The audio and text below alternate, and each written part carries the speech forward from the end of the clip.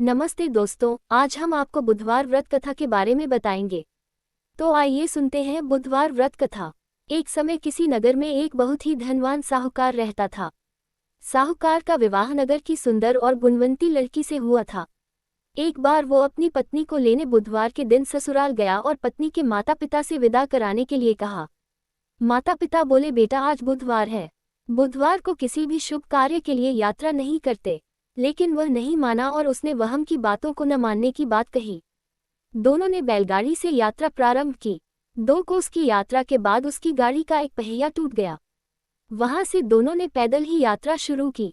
रास्ते में पत्नी को प्यास लगी तो साहूकार उसे एक पेड़ के नीचे बैठाकर जल लेने के लिए चला गया। थोड़ी देर बाद जब वो कहीं से जल लेकर वापस आया तो वह बुरी तरह हैरान हो उठा, क्योंकि उसकी पत्नी के पास उसकी ही शक्ल सूरत का एक दूसरा व्यक्ति बैठा था। पत्नी भी साहूकार को देखकर हैरान रह गई।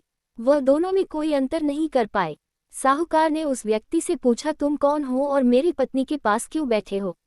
साहूकार की बात सुनकर उस व्यक्ति ने कहा, अरे भाई, यह मेरी पत्नी है। मैं अपनी पत्नी को ससुराल से विदा करा कर लाया हूँ, लेकिन तुम कौन हो जो मुझसे ऐसा प्रश्न कर रहे हो? साहूकार ने लगभग चीखते हुए कहा, तुम जरूर कोई चोर या ठग हो। यह मेरी पत्नी है, मैं इसे पेड़ के नीचे बैठाकर जल लेने गया था। इस पर उस व्यक्ति ने कहा, अरे भाई, झूठ तो तुम बोल रहे हो। पत्नी को प्यास लगने पर जल लेने तो मैं गया था। मैं तो जल लाकर अपनी पत्नी को पिला भी दिया है। अब तुम चुपचाप यहाँ से चलते बनो, नहीं तो किसी सिपाही को बुलाकर तुम्हें पकड़वा दूंगा। दोनों एक दूसरे से लड़ने लगे। उन्हें लड़ते देख बहुत से लोग वहां एकत्र हो गए। नगर के कुछ सिपाही भी वहां आ गए। सिपाही उन दोनों को पकड़कर राजा के पास ले गए। सारी कहानी सुनकर राजा भी कोई निर्णय नहीं कर पाया।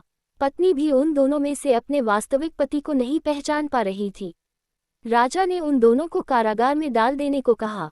राजा के फैसले को सुनकर असली साहूकार भयभीत हो उठा। तभी आकाशवाणी हुई, साहूकार, तूने माता पिता की बात नहीं मानी और बुधवार के दिन अपनी ससुराल से प्रस्थान किया। ये सब भगवान बुद्धदेव के प्रकोप से हो रहा है। साहूकार ने भगवान बुद्धदेव से प्रार्थना की कि हे भगवान बुद्धदेव, मुझे क्षमा कर दीजिए। मुझसे बहुत बड़ी गलती हुई।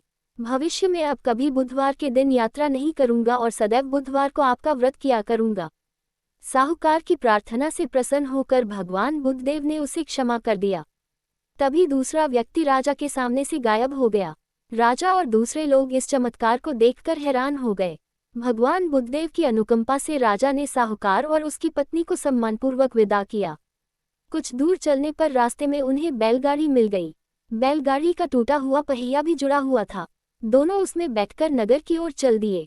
साहूकार और उसकी पत्नी दोनों बुधवार का व्रत करते हुए आनंदपूर्वक जीवन यापन करने लगे।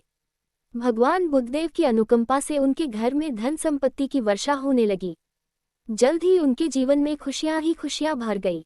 बुधवार का व्रत करने से स्त्री पुरुष के जीवन में सभी मंगल कामनाएं पूरी होती है।